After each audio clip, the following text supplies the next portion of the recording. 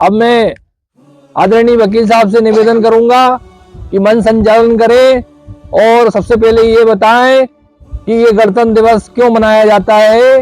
आज बड़े ही स्वाभिमान और गर्व की बात है कि आज हम 76वां गणतंत्र दिवस मना रहे हैं।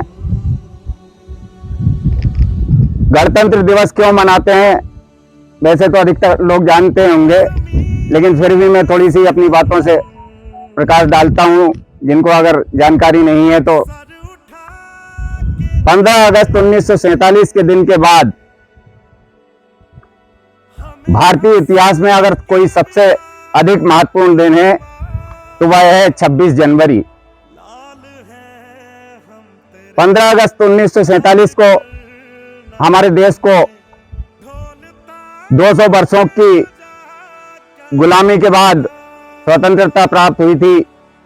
तभी जानते हैं कितने बलिदानों को देने के पश्चात में हमें स्वतंत्रता प्राप्त हुई थी। जब हमें 15 अगस्त 1947 को स्वतंत्रता प्राप्त हुई तो हमारे देश के नेताओं के सामने सबसे बड़ा और चुनौतीपूर्ण कार्य था इस देश के प्रशासन को किस तरह से, किन नियमों से चलाया जाए। उसके लिए हमारे देश के नेताओं ने संविधान बनाने का निर्णय लिया।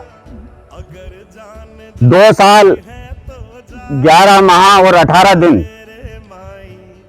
संविधान सभा ने अथक निरंतर प्रयास किया। संविधान सभा में 296 सदस्य थे, जिनमें 211 कांग्रेस के और 73 सदस्य जो थे मुस्लिम लीग के थे और बाकी सीटें खाली थी। बाद में जब 1947 में जून 1947 को देश के विभाजन का निर्णय हो गया, भारत और पाकिस्तान के रूप में 2 अलग अलग राज्य होंगे, तब मुस्लिम लीग अलग हो गई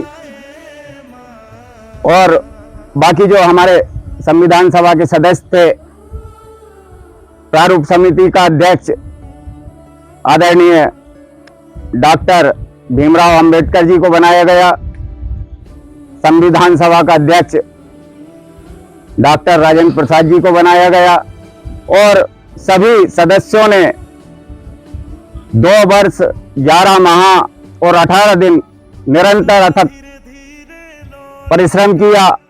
विश्व के अलग संविधानों को उन्होंने अध्ययन किया और उसके पश्चात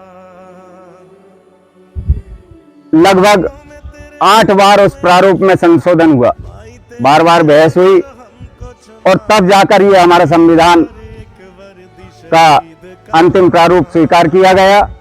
और उसके बाद में 26 नवंबर 1949 को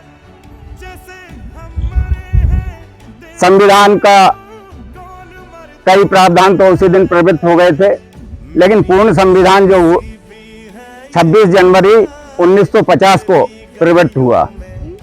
उस 26 जनवरी 1950 के दिन हमारा भारतवर्ष एक संपूर्ण प्रभुत्व संपन्न संपूर्ण गणराज्य के रूप में पूरे विश्व के सामने प्रकट हुआ।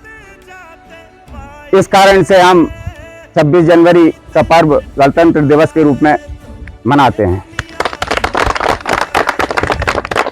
भारत माता की जय।